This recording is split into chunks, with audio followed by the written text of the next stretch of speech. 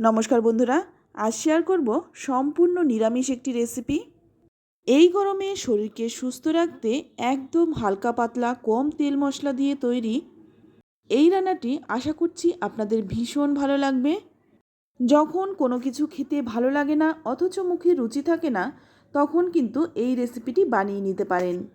একদম হেলদি স্বাস্থ্যকর একটি রান্না। চলুন তাহলে দেখে নেওয়া যাক। তো রান্নাটা করার জন্য এখানে নিয়েছি ঝিঙে, পেঁপে আর আলু। প্রথমে আমি ঝিঙেটা কেটে নিচ্ছি। ঝিঙের দুদিকটা ফেলে দিয়ে তারপর ঝিঙের গায়ে যে ধারালো খোসাটা থাকে সেই খোসাটা কিন্তু আমি হালকাভাবে ছাড়িয়ে নিলাম। তারপর ছোট ছোট টুকরো করে এই রকম লম্বা লম্বা করে কেটে নিচ্ছি। তো সমস্ত ঝিঙেটাই আমি কেটে নিলাম। এই রান্নাটাতে শুধু যে ঝিঙে, পেঁপে, আলু দিয়েই করতে হবে তেমনটা নয়, আপনারা কিন্তু আপনাদের পছন্দ মতো সবজি অ্যাড করতে পারেন। ঝিঙেটা কেটে নেওয়ার পর এখানে আমি দুটো আলু কেটে নিলাম। ঝিঙে আলু দুটোই কিন্তু আমি লম্বা লম্বা করে কেটেছি। এবার আমি পেঁপেটাও কেটে নেব। পেঁপেটা অনেক বড় ছিল, তাই সম্পূর্ণ পেঁপে কিন্তু আমি দেব না, যতটুকু লাগবে ততটুকু পেঁপে আমি নিয়ে নিলাম। তারপর পেঁপের খোসাটা ছাড়িয়ে নিচ্ছি। পেঁপের খোসাটা ছাড়ানোর পর এবার আলু আর ঝিঙে যেভাবে লম্বা লম্বা করে কেটেছি, পেঁপেটাও কিন্তু ঠিক একই রকমভাবে লম্বা লম্বা করে কেটে নিলাম। সমস্ত সবজি যদি একই রকমভাবে কাটা হয় দেখতেও ভালো লাগে আর রান্নাটা কিন্তু খেতেও ভালো লাগে। এবার দেখুন সমস্ত সবজিগুলো ভালোভাবে কেটে ধুয়ে পরিষ্কার করে নিয়েছি। তারপর কিন্তু আলাদা আলাদা করে ভাগ করে রেখেছি, এতে করে রান্না করতে সুবিধা হবে। তো সবজিগুলো পাশে রেখে দিয়ে অপর দিকে একটা কড়াই গরম করে নিয়ে এর মধ্যে দিয়ে দিচ্ছি 2 চামচ সর্ষের তেল। এবার তেলটাকে কিন্তু খুব ভালোভাবে গরম করে নেব। তেলটা যখন ভালোভাবে গরম হয়ে যাবে, এখানে দেখুন নিয়েছি কয়েকটা ডালের বড়ি। এখানে আমি মটর ডালের বড়িটা নিয়েছি, তবে আপনারা চাইলে কিন্তু বিউলির ডালের বড়িটাও নিতে পারেন। এবার এই ডালের বড়িটাকে খুব ভালো করে লাল লাল করে ভেজে তুলে নেব। বড়িটা ভেজে তুলে নিলাম।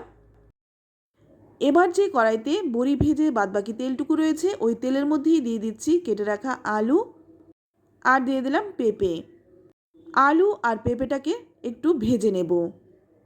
যেহেতু ঝিঙের থেকে এইগুলো সেদ্ধ হতে একটু বেশি সময় লাগবে, তাই এগুলো কিন্তু আমি আগে দিয়েছি, তাই এটাকে কিন্তু একটু ঢাকা দিয়ে দিয়ে ভাজবো।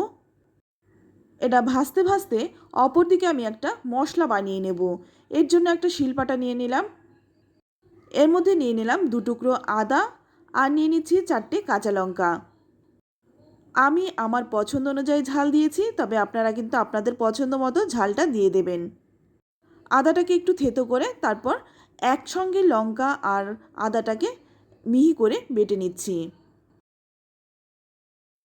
তো বেটে তুলে নিলাম। এবার ওই শিলপাটার মধ্যেই নিয়ে নিচ্ছি ছোট চা চামচের 1 চামচ হলুদ সর্ষে আর নিয়ে নিলাম 1 চামচ কালো সর্ষে। সামান্য একটু লবণ দিয়ে এটাকে মিহি করে বেটে নেব। আর এই সর্ষেটা কিন্তু খুব সামান্যই নিয়েছি, বেশি পরিমাণে দিলে কিন্তু খেতে ভালো লাগবে না, তাই খুব সামান্য একটু দেবেন, এতে করে খেতে ভালো লাগবে।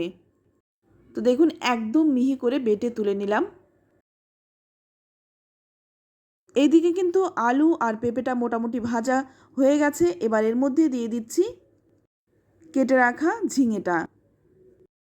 ঝিঙেটা দিয়ে হালকা করে নেড়েচেড়ে মিশিয়ে নিয়ে তারপর একটা ঢাকা দিয়ে দিয়ে কিন্তু এগুলোকে ভেজে নেব। আমি কিন্তু এখনও লবণ দেইনি। লবণ ছাড়াই কিন্তু 2-3 মিনিট ভালো করে একটু ভেজে নিচ্ছি। তারপর এর মধ্যে দিয়ে দিচ্ছি বেটে রাখা আদা আর কাঁচা লঙ্কা। আদা আর কাঁচা লঙ্কার কাঁচা গন্ধটা চলে যাওয়া পর্যন্ত এটা একটু ভেজে নিতে হবে। তো আমি কিন্তু এটাকে বেশি না 2 মিনিটের মতো একটু ভেজে নিলাম। তারপর এর মধ্যে দিয়ে দিচ্ছি স্বাদ মতো লবণ আর দিয়ে দিচ্ছি খুব সামান্য একটু হলুদ গুঁড়ো।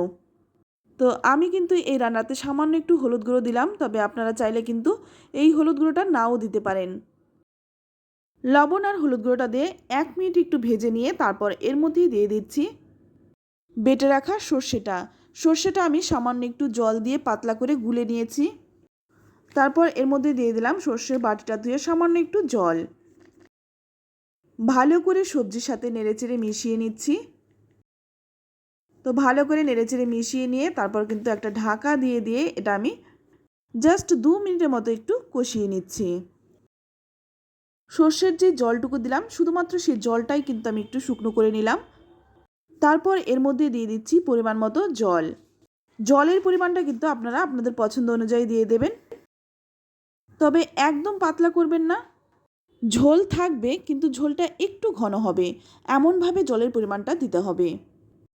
এবার ভালো করে নেড়েচেড়ে মিশিয়ে নিয়ে একটা ঢাকা দিয়ে 5 মিনিট ফুটিয়ে নেব। তো দেখুন একটা ঢাকা দিয়ে কিন্তু ঝোলটাকে 5 মিনিটের মতো ফুটিয়ে নিয়েছি। আর এখন কিন্তু সবজিগুলো খুব ভালোভাবে সেদ্ধ হয়ে গেছে। এবার ভালো করে নেড়েচেড়ে মিশিয়ে নিয়ে এই ঝোলটাকে আমি অন্য একটা পাত্রে নামিয়ে নিলাম। তারপর ওই কড়াইটাই ধুয়ে আবারও গরম করে নিয়ে এর মধ্যে দিয়ে দেব 1 চামচ সর্ষের তেল। ফোড়নে দিয়ে দিচ্ছি খুব সামান্য কয়েক দানা মেথি আর দিয়ে দিচ্ছি 4টে শুকনো লঙ্কা। ফোড়নটাকে কয়েক সেকেন্ড একটু ভেজে নিয়ে তারপর এর মধ্যে দিয়ে দিচ্ছি রান্না করে রাখা সেই সবজির ঝোলটা। তারপর ভালো করে একটু নেড়েচেড়ে মিশিয়ে নেব, যাতে সবজিগুলো একটু ঝোলের সাথে মিশে যায়। সবজিগুলো কিন্তু একদম ভাঙবে না, যাতে সবজিগুলো একটু ঝোলের সাথে মিশে। এবার এই ঝোলটাকে 2 মিনিটের মতো একটু ফুটিয়ে নিয়ে তারপর এর মধ্যে দিয়ে দিচ্ছি ভেজে রাখা ডালের বড়িগুলো আর দিয়ে দিচ্ছি স্বাদ মতো চিনি। অবশ্যই এই চিনিটা দেবেন, চিনিটা দিলে স্বাদটা ব্যালেন্স হয়, খেতে ভালো লাগে। তারপর ভালো করে নেড়েচেড়ে একটু মিশিয়ে নিচ্ছি। বড়িটা দেওয়ার পরেও কিন্তু 2 মিনিটের মতো একটু ফুটিয়ে নিতে হবে, যাতে বড়ির মধ্যে খুব ভালোভাবে ঝোলটা ঢুকে যেতে পারে। 3 থেকে 4 মিনিটের মতো একটু ঝোলটাকে ফুটিয়ে নিয়েছি। এর থেকে কিন্তু বেশি শুকনো করব না, ঠান্ডা হওয়ার পর কিন্তু আরেকটু কমে যাবে। এবার নামানোর আগে গ্যাসের আঁচটা বন্ধ করে তারপর এখানে দেখুন 1 টুকরো গন্ধরাজ লেবুর রস চিপে দিয়ে দিলাম। এই লেবুর রসটা দেওয়ার পরে এর গন্ধ স্বাদ দুটোই কিন্তু দ্বিগুণ বেড়ে যায়। অবশ্যই এই নামানোর আগে গ্যাসের আঁচ বন্ধ করে এই লেবুর রসটা দেবেন। তারপর ভালো করে নেড়েচেড়ে মিশিয়ে নিয়ে ঢাকা দিয়ে রাখবো যতক্ষণ না পরিবেশন করছি। তো বন্ধুরা, আমি একটু পরিবেশন করে দেখিয়েও দিচ্ছি এটা কতটা সুন্দর হয়েছে। এটা দেখতেও যেমন সুন্দর, খেতেও কিন্তু ভীষণ ভালো হয়। তো আমার মুখের কথায় নয়, আপনারা একবার হলেও রান্নাটা করুন, তারপর খেয়ে আমাকে কমেন্টে লিখে জানান খেয়ে আপনাদের কেমন লাগলো। আশা করছি রেসিপিটি আপনাদেরও ভীষণ ভালো লাগবে। ভালো লাগলে লাইক, কমেন্ট, শেয়ার করবেন। আর আপনি যদি আমার চ্যানেলে নতুন হয়ে থাকেন, চ্যানেলটা সাবস্ক্রাইব করে নেওয়ার অনুরোধ রইল। যাওয়ার আগে একটাই রিকোয়েস্ট, অন্তত একবার হলেও এই রান্নাটা করবেন। তারপর কমেন্টে লিখে জানাবেন খেয়ে আপনাদের কেমন লাগলো। আজ এই পর্যন্তই। সকলেই ভালো থাকবেন। ধন্যবাদ।